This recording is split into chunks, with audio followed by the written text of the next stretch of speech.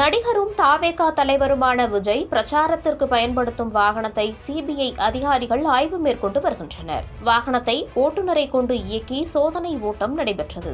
அதேபோல தொடர் விசாரணையும் நடைபெற்று வருகிறது. என்ன விவரம் பார்க்கலாம். கரூரில் கடந்த ஆண்டு செப்டம்பர் 27ஆம் தேதி தாவேகா தலைவர் விஜயின் பிரச்சாரம் நடைபெற்றது. இதில் கூட்டத்தில் சிக்கி 41 பேர் உயிரிழந்தனர். பலரும் படுகாயமடைந்தனர். இதனையடுத்து உச்சநீதிமன்ற உத்தரவுப்படி சிபிஐ அதிகாரிகள் விசாரணை மேற்கொண்டு வருகின்றனர். கடந்த அக்டோபர் 16ஆம் தேதி முதல் கரூரில் உள்ள சுற்றுலா மாளிகையில் தற்காலிக சிபிஐ அலுவலகம் அமைக்கப்பட்டு அங்கு விசாரணை நடத்தப்பட்டு வருகிறது.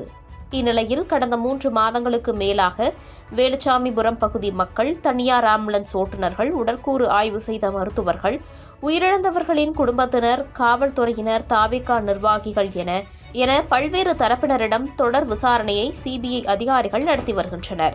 இந்நிலையில் நேற்று மத்திய உள்துறை அமைச்சகத்தின் கீழ் செயல்படும் தடவியல் துறை அதிகாரிகளும், டெல்லி எய்ம்ஸ் மருத்துவ அதிகாரிகள் 10க்கும் மேற்பட்டோரும் கரூர் வேலுச்சாமிபுரம் பகுதியான சம்பவ இடத்தில் உயர் ரக தொழில்நுட்ப கேமராவுடன் விசாரணையை மேற்கொண்டனர். இன்று தான்தோன்றிமலை சிபிஐ அலுவலகத்தில் விஜய் பிரச்சாரத்திற்கு பயன்படுத்திய வாகனம் கொண்டுவரப்பட்டு சிபிஐ அதிகாரிகள் மற்றும் தடவியல் துறை அதிகாரிகள் வாகனத்தை பார்வையிட்டனர். மேலும் வாகன ஓட்டுநரிடம் விசாரணை நடத்தப்பட்டதை தொடர்ந்து விஜயின் பரப்புரை வாகனத்தை டிரைவரை கொண்டு இயக்கி வளாகத்திற்குள் ஓட்ட செய்து சிபிஐ அதிகாரிகள் சோதனை நடத்தினர். அதற்கு பிறகு மீண்டும் அலுவலகத்திற்குள் ஓட்டுநரை அழைத்துச் சென்று விசாரணை தொடர்ச்சியாக நடைபெற்று வருகிறது.